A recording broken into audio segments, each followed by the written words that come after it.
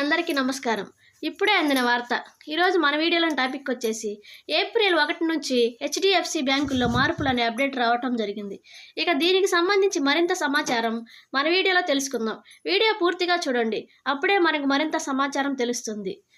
HDFC bank తమ ఖాతాదారులకు shocking news అందించింది. ఏప్రిల్ 1, 2026 నుండి యూపీఐ ద్వారా ఏటీఎంల నుండి తీసే నగదుపై కొత్త నిబంధనలు వర్తిస్తాయని స్పష్టం చేసింది. ఇప్పటి వరకు డెబిట్ కార్డుతో తీసే డబ్బులు మాత్రమే నెలవారీ ఉచిత పరిమితి కిందకు వచ్చేవి. కానీ ఇకపై యూపీఐ క్యూఆర్ కోడ్ స్కాన్ చేసి తీసే నగదును కూడా ఆ ఉచిత లిమిటెడ్లోనే లెక్కిస్తారు. దీనివల్ల కస్టమర్లు తమ ఉచిత లావాదేవీల విషయంలో మరింత జాగ్రత్తగా ఉండాలని నిపుణులు సూచిస్తున్నారు. సాధారణంగా బ్యాంకులు సేవింగ్స్ ఖాతాదారులకు నెలకు 5 ఉచిత ఏటీఎం లావాదేవీలను కల్పిస్తాయి. కొత్త రూల్ ప్రకారం మీరు కార్డుతో తీసినా లేదా ఫోన్ ద్వారా స్కాన్ చేసి విత్డ్రా చేసినా ఆ 5 సార్లలోనే అవి కలిసిపోతాయి.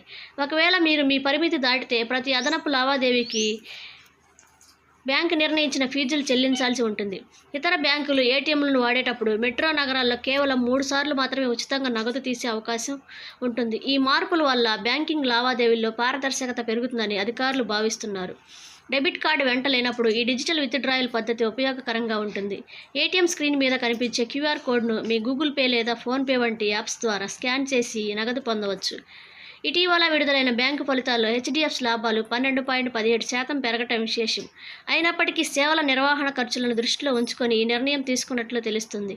ఏప్రిల్ నుండి అమలు కాబోయే ఈ కొత్త నిబంధనలపై అవగాహన పెంచుకోవడం ద్వారా అదనపు ఛార్జీల భారం నుండి తప్పించుకోవచ్చు.